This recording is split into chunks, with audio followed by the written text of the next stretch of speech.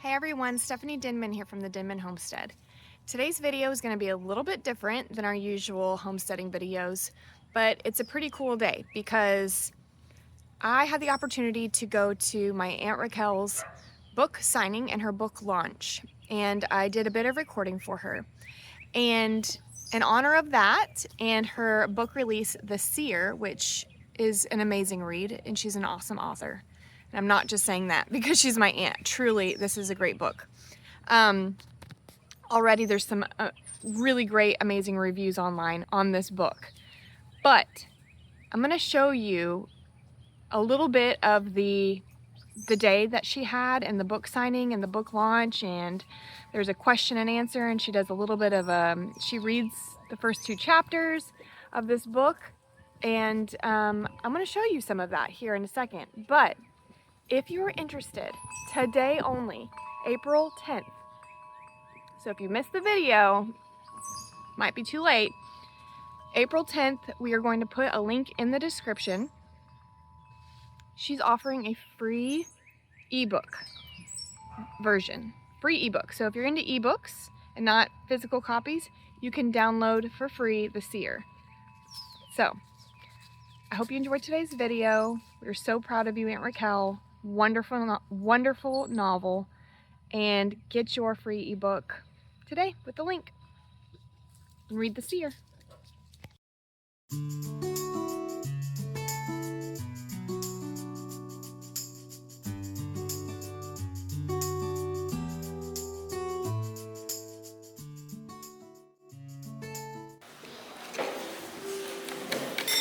Okay, ladies and gentlemen, and fellow reading enthusiasts, thank you so much for coming. Today we're here to celebrate the official launch of the new novel, The Seer, by the incredibly talented author, Raquel Y. Levitt.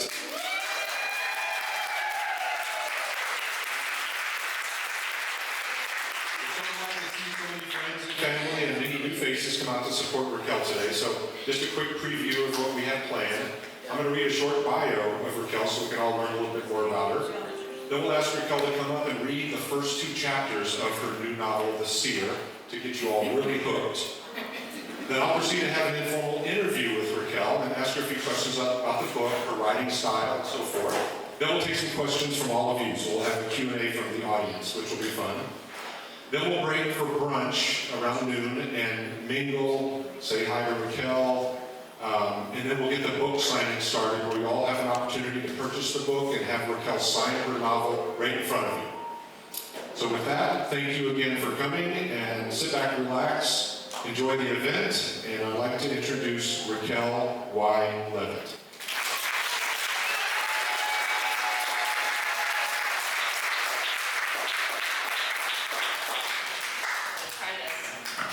Thank you guys for being here. It means a lot to me. I'm going to try not to break down because I have to stay strong so I can read for you. Again, I'm thrilled that you're here. So thank you, and I hope that we'll have a few minutes to talk afterwards. Raquel Y. Levitt has an MFA in creative writing from the Newport MFA and a master's degree in English from UTSA.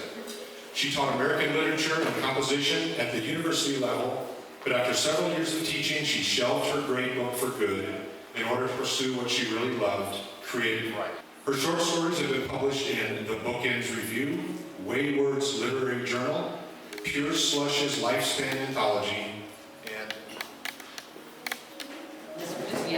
Feisty Deeds, Historical Fictions of Daring Women. 3 more have been awarded an honorable mention from Writer's Digest, and yet another was a finalist in Screen's Crafts, cinematic short story competition. Many of her stories include a historical setting and a strong female protagonist finding her voice and her power. Her debut novel, The Seer, about a young woman who will risk her life and freedom to redeem a past mistake, is set against the backdrop of class distinctions, gender oppression, and the suffrage movement of the late 1890s. Raquel's an active member of Women Fiction Writers Association, WFWA's HistFic Affinity Group, Historical Novel Society, and Writers League of Texas. She loves to attend writer conferences and writer retreats. For the past 4 years, she's belonged to a tight-knit critique group who are acutely in tune with one another's work. Besides being a writer, Raquel's an avid reader, a book hoarder, world traveler, amateur nature photographer, birder, and collector of cool rocks. She lives, works, and plays in the Texas Hill Country and Montana's Bitterroot Valley. So let's pretend I didn't introduce her before. Raquel Wilder.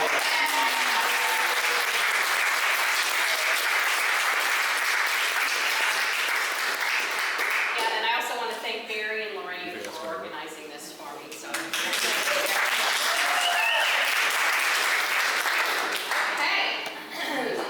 So these chapters, if you've read the overview, are really short. So I'm just going to read the first 2 for you.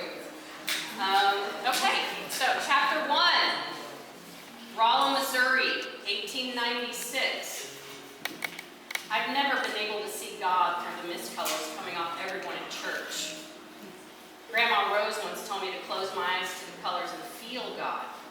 But it's hard ignoring the man or woman sitting next to me, amening and hallelujahing with their mist is repulsive, like moss green or bile yellow, because it tells me that something is wrong in their heart, mind, or body.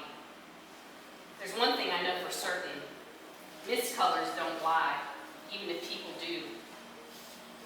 Pastor Garrett constantly reminds us we'll go to hell if we don't keep our thoughts and our lives clean. Yet some people don't seem to care. Not even the pastor. His mist turns purplish red. What Grandma once told me was a hush-hush color. Whenever he and Mrs. Stanton look at each other. If they haven't crossed the forbidden line yet, they will soon. But I can't see visions in my mind as clearly as my sister Catherine or Grandma do. At least not yet, so I can't be sure. Do you think the pastor needs to reread his own sermon about the weakness of the flesh? I asked Catherine when the service had finally ended and we were standing under the shade of cottonwoods. Catherine nodded. The pastor and Mrs. Stanton kiss each other in private. What did you say? I jerked my head toward the voice. Beth Evers, a classmate, was standing closer than we realized. Grandma's always telling me to trust my instincts, and at that moment I sure wish I had. I looked at Beth, thinking about the contagion of stories that would now spread through town. I shrugged and shook my head. We didn't say anything. She crossed her arms over her chest and raised her chin and her voice. Catherine most certainly did say something. Several teenagers gathered around us, probably hoping for a fight. I heard her. She said the pastor and Mrs. Stanton kiss each other in private. A collective whoop from the boys startled me. I looked toward Grandma and Daddy and realized all the adults were looking at us. A few of the boys ran to the pastor, shouting over one another. Mrs. Stanton went limp. Mr. Stanton caught her and carried her back into the church while a couple of the church ladies followed with their fans flicking over her face. If it hadn't been my fault, it would have been the most exciting church day ever. Daddy stalked up to us, grabbed my sister by the arm, and pulled her over to the pastor. My stomach nodded, knowing it should have been me. Children stood wide-eyed, teenagers snickered and elbowed one another, while the adults shook their heads and clicked their tongues at Catherine. Hypocrites! I wanted to scream. I looked at Grandma Rose when Daddy demanded Catherine apologize. Catherine's mist darkened and she crinkled her forehead. I could tell she wanted to butt in. Pastor Garrett placed his palm over his heart and closed his eyes. I don't want to know why you feel the need to soil my and Mrs. Stanton's impeccable reputations, he said to my sister. I want to remind you that you are setting up your soul to burn in hell for all eternity if you keep on lying like that. Now kneel down so I can pray for you. The hair on my arm prickled as Grandma pushed her way to the front of the crowd. I sensed our world was about to shift. Hold on, Pastor, she said. Keep out of this, Mother, Daddy snapped. Pink splotches were spreading from his neck to his face. Grandma ignored him. I will not stand by and have my granddaughter humiliated for telling the truth. If someone's going to burn in hell for lying, it's you, Pastor. Daddy's shoulders slumped as the crowd erupted. He didn't even try to slow the mares as we rode home. His set jaw and the way he sat rigid, instead of swaying when the wheels of our buckboard slammed down on the wet rut, were enough for me and Catherine to keep quiet. Grandma Rose sat next to him just as angry, but for a different reason. Pastor Garrett had accused her of having an evil mind and forbade her to ever step foot in his house of worship again. I stared down at the coffee-colored splatter of mud on my dress, stewing with the thought that until this day we've been able to keep our abilities a secret. Our hides would have been saved if I had kept my mouth shut about the pastor's weakness. Sometimes the right choice becomes obvious only after suffering the consequences of taking the wrong one. I grabbed Catherine's hand and held it until Daddy brought the wagon to a jolting halt in front of the barn. "Y'all get inside and wait for me." He jumped down and began unhitching the horses. Catherine helped Grandma Rose out of the wagon before trudging into the house. "My goodness, Sarah, look at your dress," Grandma said when she saw the mud. "I know, yours too. We've got some wash to do." She looked down at the spattering on her skirt. "Oh, Lordy, I guess go on in." I stood by the open window and watched as Daddy came out of the barn holding a switch. "There's no need for that, Charles," Grandma said when he came inside. "You bet there is." He looked at me. "Were you a part of this?" "It's not Sarah's fault, Daddy," Catherine said. I glanced at my sister, then down at my mud-crusted Sunday shoes. It certainly was my fault. Catherine had always been braver, maybe because she's a year older, always protecting me whether I deserve it or not. "Then you get on back there." Catherine and Daddy headed to his sleeping room. Grandma Rose stood behind me with her hands on my shoulders. We listened to the switch snap again and again, each one followed by my sister's whimpers. My heart gripped at every one of them. "Damn you, Charles," Grandma whispered. Catherine sobbed as she walked out of Daddy's room and into ours and closed the door. Grandma gave me a push. "Go on." Catherine was lying on her side, sobbing into her pillow. I bent over and gave her shoulders a squeeze. "I'm sorry. I'll wash the dishes tonight." It was the only thing I could think of to make it up to her. I gave her a kiss on the cheek before stepping back into the hall where I stilled and listened to the quarreling going on in the parlor. "Catherine is a young woman. 16 is too old for that switch," Grandma said. "She needs to start acting like a woman." Then she embarrassed me in front of Emma and everyone else. "And if you don't want those girls to be beat, then stop encouraging them with that mind-reading nonsense the way you do." "It's not nonsense. God Himself has given us a gift. You know better than anyone that the gift has cost us more than we've got to spend, so I don't want to hear any more about it." I think it's a shame Daddy doesn't have the gift like we three of us do. If he did, maybe he wouldn't hate that part of us as much as he does. Several days after my nosiness caused my sister to get whipped, Daddy stood from his rocking chair and walked onto the porch. We'd heard a horse whinnying through the open window. I craned my neck to see who it was and went right on back to playing checkers with Catherine. "It's Tom Clifton," I said, though nobody asked. He was our widower neighbor and probably Daddy's closest friend. "What's the news?" Daddy always asked that when someone stopped by unexpected. "I was wondering if you heard about Pastor Garrett," Tom said. Catherine and I looked at one another while Grandma stopped rocking and held her knitting needles still. "He's got a broken nose and a shiner delivered to him by Roy Stanton. Roy's in jail," Tom said. I stepped closer to the window, making sure to stay out of their sight. Daddy's jaw was clenched and he looked off into the horizon. "He walked in on the pastor and Mrs. Stanton acting like they were in a fever over one another, their lips and their hands moving all over each other. 'I got young women in there,' Daddy grumbled. 'Now, I ain't one for gossip. I'd appreciate it if you'd go on home.' 'Well, thought you'd like to know. Catherine and your mother told the truth after all.' Catherine kept me up that night with fretting. Trouble's coming, I can feel it. I didn't want to admit that I felt it too. 'Don't worry, no one will remember what you said.'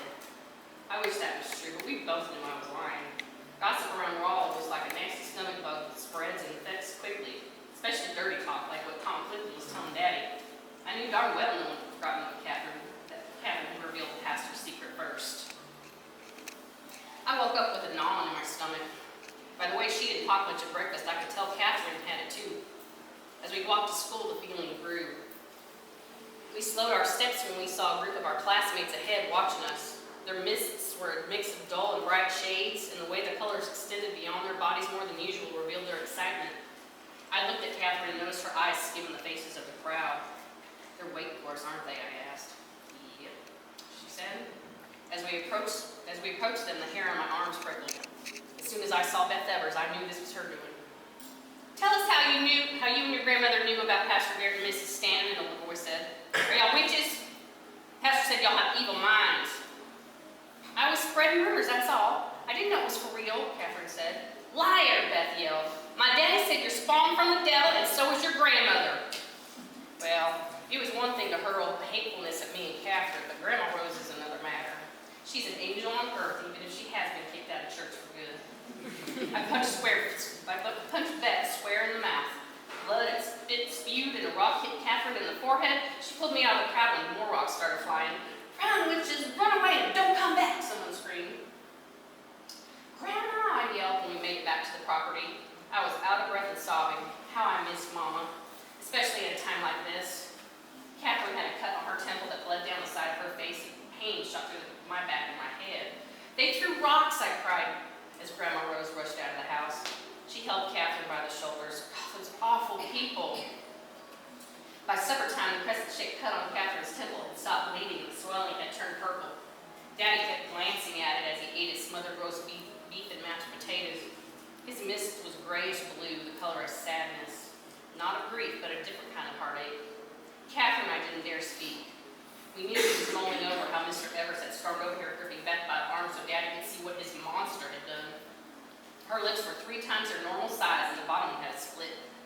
After I apologized against my will, I didn't get the whipping I thought I would. Instead, Daddy was stone quiet after they left, which was almost worse. Grandma behaved as if she didn't seem to care one way or another about Daddy's mood. "I'd love to be in church on Sunday. Ooh-wee, that'd be something to see. You girls fill me in when you get home about how much sobbing and sniveling Pastor Garrett does to his broken nose when he begs everyone for forgiveness.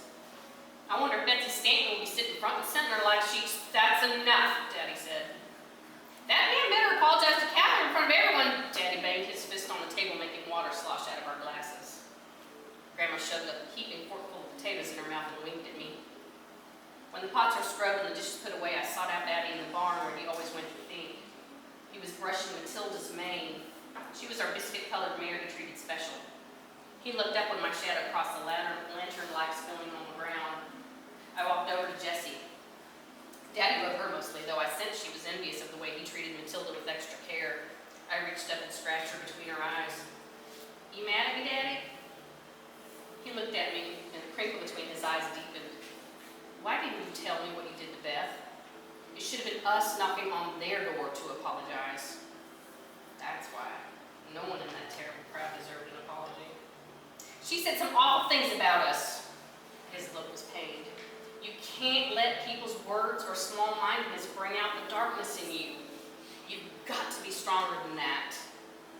I had a feeling he wasn't just referring to me, but to Grandma Rose. He grew up having to defend himself from taunts and rocks and blows from people who made fun of him once they found out his mom had what she calls foresight and what they call the devil's gift. It got so bad they had to move from Farmington to Steelville, which turned out to be a good thing because that's what he meant to marry Mama. "I know, but Daddy, everyone at school thinks our family is evil." He stopped running the brush through Matilda's mane and looked down at his boots. "Not just at school." My breath caught. You heard something like that in town?" His jaw tightened and he nodded. My chest heaved with a sob and I couldn't release. If I started crying, he could have stopped to our talk and I needed to know more. "Do you think we're evil, Daddy?" His eyes shifted away from mine. "As far as what y'all have being God-given, I'm not sure about that. Knowing other people's business seems like there's no point to it. I don't get why y'all are burdened with it since it's brought nothing but trouble.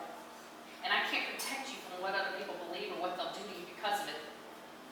He turned to me and his eyes seemed to plead. "All I ever wanted was for us to live a peaceful life. I can't make that happen myself. You girls have got to help me. Ignore that gift of yours. Don't ever talk about it. Don't ever let on that you know about things you shouldn't." I thought about all the times Grandma told us our gift will someday come with responsibility to help deliver the weak from the hands of the wicked, or to stand against injustice if we're called to, and all the times I promised her I would. But at that moment, the hurt in Daddy's eyes pressed heavier on me.